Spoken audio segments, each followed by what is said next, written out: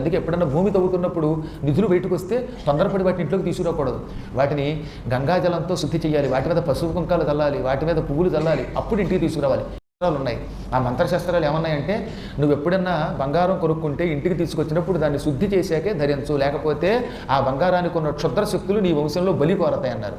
అందుకని పూర్వం ఏం చేసేవారో తెలిసిన, బంగారంతో నగ చేయించాక అది గొలుసు కానీ మంగళసూత్రం కానీ ఉంగరం కానీ ఇంటికి రాగానే అభిషేకం చేసేవారు వాటికి.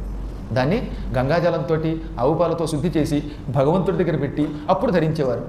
అభిషేకాలు చేయడం చేతకపోయినా పర్వాలా, ఆలయాలకి తీసుకొచ్చి అక్కడ ఒక్కసారి భగవంతుడి సన్నిధానంలో పెట్టండి, మరి రాముడికి పెట్టండి, సరస్వతికి పెట్టండి, శివుడికి పెట్టండి అని పెట్టించి అప్పుడు ఆ బంగారం మనం ధరిస్తే ఆ సువర్ణం వల్ల మనకి ఏ నష్టమో ఉండదు.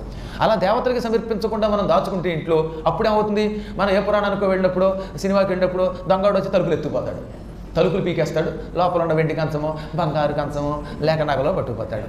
అవి ఇవి కాకపోతే ఈ దేవతానుగ్రహం బంగారానికి లేకపోతే ఇంకో ఇబ్బంది కూడా వస్తుందన్నమాట. వీళ్ళు చక్కగా సినిమాకి వెళ్ళి ఓహో అని బాహుబలి చూస్తూ ఉంటే వాడు ఎవడో తన బాహుబలాక్రమం చూపించి మెడలో ఎత్తుకుపోతాడు.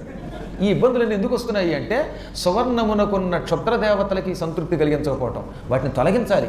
సువర్ణం అనగా వెండరగా ఇటువంటి ధాతువులకి కొన్ని శక్తులు ఉంటాయి, ఆ శక్తులు కొంప ముంచుతాయి. అవి పోవాలంటే ఆ కొంప ముంచే శక్తులు పోయి మనకి శుభం కలగాలంటే తప్పక వాటిని పూజించాలి, భగవత్ సమర్పణ చెయ్యాలి అని మంత్రశాస్త్రం చెబుతున్నది.